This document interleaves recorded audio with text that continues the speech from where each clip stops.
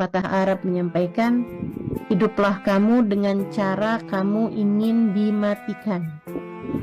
Kalau kamu ingin meninggal dunia dalam keadaan taat kepada Allah, maka hiduplah dalam keadaan taat. Kalau kamu ingin meninggal dunia dalam keadaan sholat misalnya, maka cintailah sholat dan sering-seringlah melakukannya. Kalau kamu ingin dimatikan dalam keadaan hatimu penuh cinta kepada Sayyidina Muhammad sallallahu alaihi wasallam sebagai manusia paling terkasih di sisi Allah Subhanahu wa taala, maka berusahalah agar hidupmu punya cinta yang besar kepada baginda Nabi besar Muhammad sallallahu alaihi wasallam. Sebab seperti mana yang tadi telah saya sampaikan, sebagaimana kamu hidup, seperti itu pula lah kamu akan mati. Kalau kamu ingin meninggal dunia dalam keadaan yang baik, maka tetapilah kebaikan-kebaikan. Kamu ingin meninggal dunia dalam keadaan menuntut ilmu, maka jangan tinggalkan menuntut ilmu, dan seterusnya.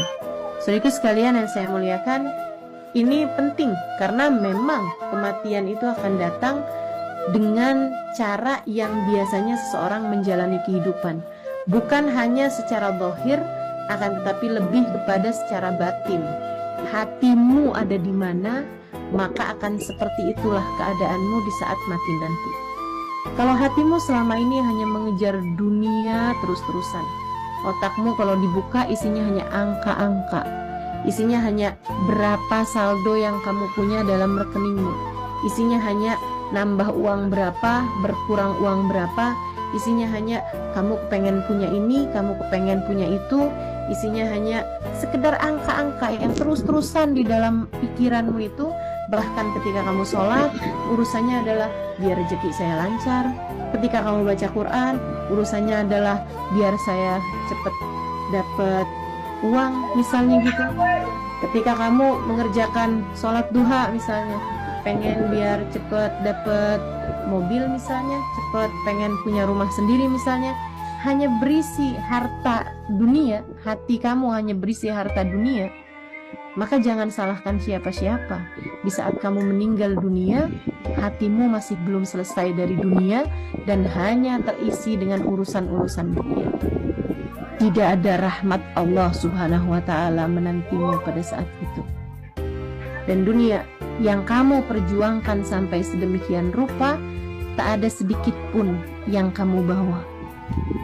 Teman-teman saudaraku sekalian yang saya muliakan, pastikan bahwa di saat kamu meninggal dunia, hatimu punya cinta pada Allah, hatimu punya cinta kepada Rasulullah Muhammad sallallahu alaihi wasallam, hatimu punya cinta kepada orang-orang yang kamu berharap dapat berkumpul dengan mereka di hari akhirat nanti.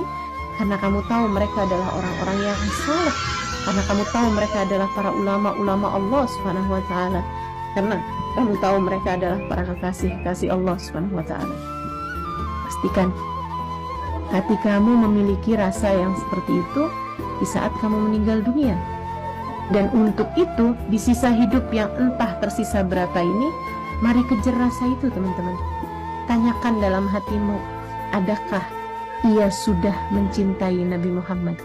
Karena sering saya sampaikan kepada teman-teman dimanapun dalam kajian-kajian, jangan berani mati tanpa bawa cinta kepada Nabi.